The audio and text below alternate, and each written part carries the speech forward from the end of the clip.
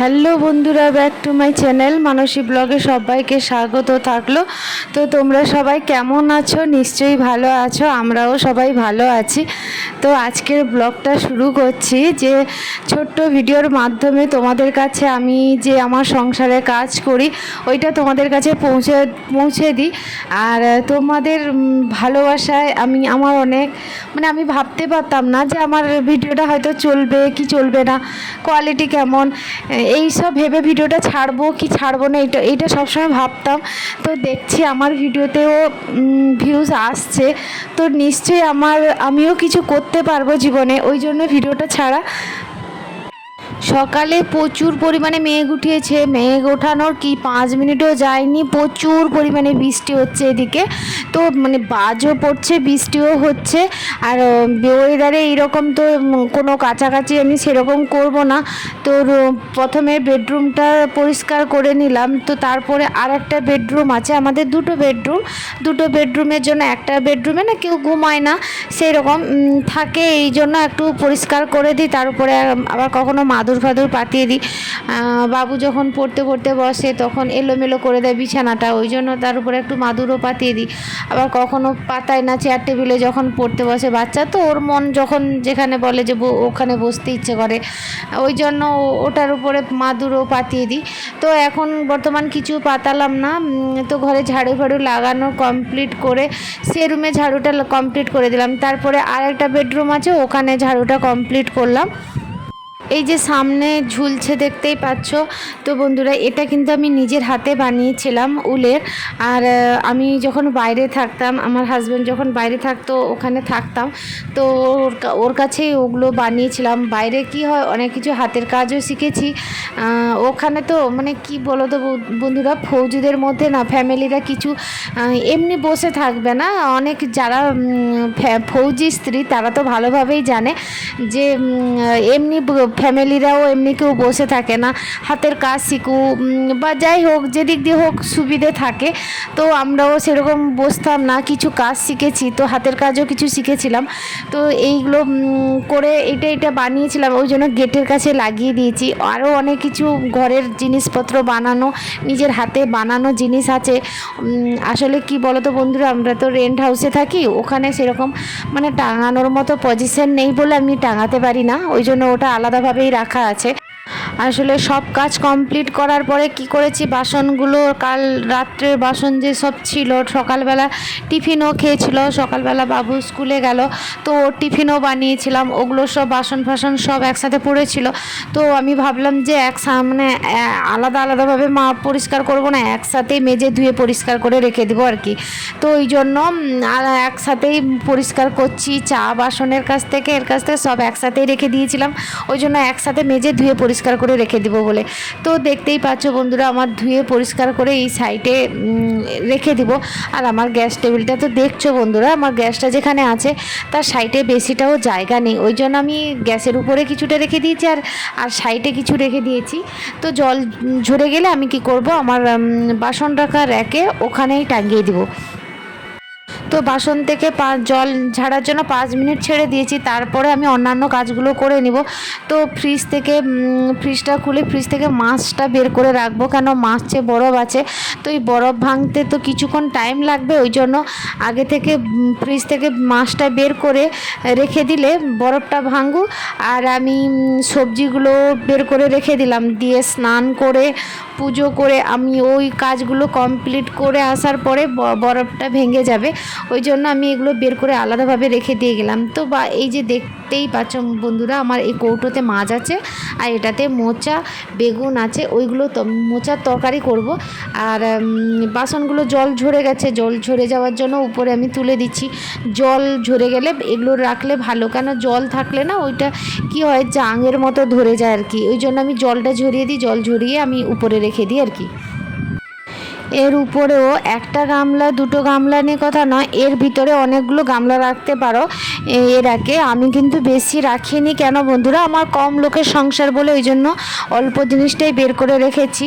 আর বাসনগুলো এইরকম একটা একটা করে রাখা যাবে না, একটা ইয়েতে খাপে 2-3টা করে রাখতে পারো, অনেক জায়গা আছে, অনেক বাসন ধরবে। আমি বেশি বাসনও বের করিনি, আমি কম বাসনই বের করে রেখেছি। তো যত বের করানো থাকবে নোংরা হবে, পরিষ্কার করতেও হবে, তো ওই জন্য যত কম লোক, আমার কম লোকের মতোই বাসন বের করে রেখেছি। যখন বেশি লোক হয় তখন আমার বাসনপত্র বেরায়। আর এইভাবে আমি জিনিসগুলো, বাসনগুলো ধুয়ে পরিষ্কার করে রেখে দিলাম। তো এবার কি করব, আমার স্নান করতে চলে যাব। স্নান করে ঠাকুর পুজোটা শেষ করে তারপরে আমার রান্নাঘরে আবার রান্না বান্না করব। উপরের একটা সেটও আছে, থাম সেটের মতো করা আছে, উপরে কোনো জিনিস রাখতে পারি না, কেন জানো তো বন্ধুরা, মানে হাত পায় না আমার, ওই জন্য উপরে কোনো জিনিস আমি রাখি না। তো ওই জন্য আমার পুজো কমপ্লিট হয়ে গেছে, কমপ্লিট করে স্নান কমপ্লিট হয়ে গেছে। তো এগুলো কমপ্লিট করে আসার পরে সবজি কাটতে বসে গেছি। তো সবজি, এই যে মোচা বললাম না, মোচার তরকারি করব বলে, এই যে মোচা কেমন কাটছি দেখো বন্ধুরা, সবাই জানো কেমন কাটতে হয়। আর আমি এইভাবে কাটছি। এই যে মোচার সবগুলো বেশিটা দিব না, অল্প দিব। তো এই যে এতগুলো বের করেছি, এর ভিতরের যে খোসাটা না, খোসার ভিতরে একটা লম্বার মতো একটা বীজের মতো থাকে, তো ওইটা আমি বের করে ফেলে দিই। কেন ফেলে দিই বন্ধুরা, ওটা বলে যে খেতে নেই। আমি জানি না, আমার শাশুড়ি মা সবাই বলে যে ওই অংশটা বের করে ফেলে দিতে হয়, তো ওই জন্য আমি ফেলে দিই। তো ওদের কাছ থেকেই শেখা আমার, ওই জন্য ফেলে দিই। আর যদি তোমরা মোচার তরকারিটা ফুল রেসিপি দেখতে চাও, তো আমি দেখাবো তোমাদের কেমন রান্না করলাম। আর দেখো, আমার তো জানো বন্ধুরা, আমার গাছ লাগানোর খুবই শখ। তো এই কীভাবে আমি মাটি তৈরি করলাম আর এই গাছগুলো লাগালাম, তো যদি এর উপরে কোনো ভিডিও দেখতে চাও, যদি কমেন্ট করো, তাহলে নিশ্চয়ই আমি বানাবো। আর যদি ভিডিওটা ভালো লাগে তো তাহলে একটা like, share, comment, subscribe please করো। তো কেমন লাগছে বলো বন্ধুরা, আমার এই গাছগুলো দেখো। আমি এগুলো সুন্দর করে, মানে বৃষ্টি পড়ছে তো ওই জন্য বাইরে কোনো কিছু করিনি, একটা বস্তা নিচে পাতিয়ে দিয়েছি। তো ওইখানে আমি কি করেছি, টপে রেখে দিয়েছি, মাটি তৈরি করে আগে রেখে দিয়েছিলাম। আর এই যে দেখো বন্ধুরা, এটা না আমি জলে ভিজিয়ে রেখেছিলাম কিছু দিনের জন্য, তো এর ভিতরে চের বেরিয়ে পড়েছে। ওই জন্য আমি মাটিতে পুঁতে দিয়ে কি করব, আমার টপে, আমার বেলকনির যে জানালাগুলো আছে ওইখানেই আমি রাখবো ওইগুলো। এই যে মানি প্ল্যান্টের টবটা না, এটা একটা লাগিয়েছিলাম, দেখতে এতটাও ভালো লাগছে না। এতে কি করব, যদি 4-5টা একসাথে লাগিয়ে দিই না, আরও বেশি সুন্দর লাগবে। ওই জন্য আমি কি করেছিলাম, আসলে বাজার থেকে কিনতে যাব কেন বন্ধুরা, যেখানে আমার এইখানে যে বাড়িতে আমি থাকি রেন্ট হাউসে, ওর পাশে কিন্তু অনেক হয়েছে। ওই জন্য আমি ওখান থেকে কেটে, একটা কাঁচি নিয়ে কেটে নিয়ে এসেছিলাম। কেটে নিয়ে এসে পুরো টবটাতে ভর্তি করে সুন্দর করে সাজিয়ে দিব। পাতাবাহার আছে গাছে, ওই যে গাছটা দেখাবো বন্ধুরা, এটা লাগানোর পরে পাতাবাহার যে গাছটা আছে না, ওটাতে মানে কালারটাই এতটা সুন্দর দেখতে, খুবই ভালো লাগছে। আর কি বলো তো বন্ধুরা, এসব গাছ বাইরেও রাখতে পারো আর ঘরের ভিতরেও রাখতে পারো। এগুলো ঘরের ভিতরেও সুন্দর থাকে, এগুলো কোনো কিছুই প্রবলেম হয় না। 1 সপ্তাহ পরেও জল দিলে কোনো সমস্যা হয় না। আর মানি প্ল্যান্টটা দেখো কিভাবে আমি পটটাকে সুন্দরভাবে, মানে চারপাশে লাগিয়ে দিতে খুব সুন্দর লাগছে।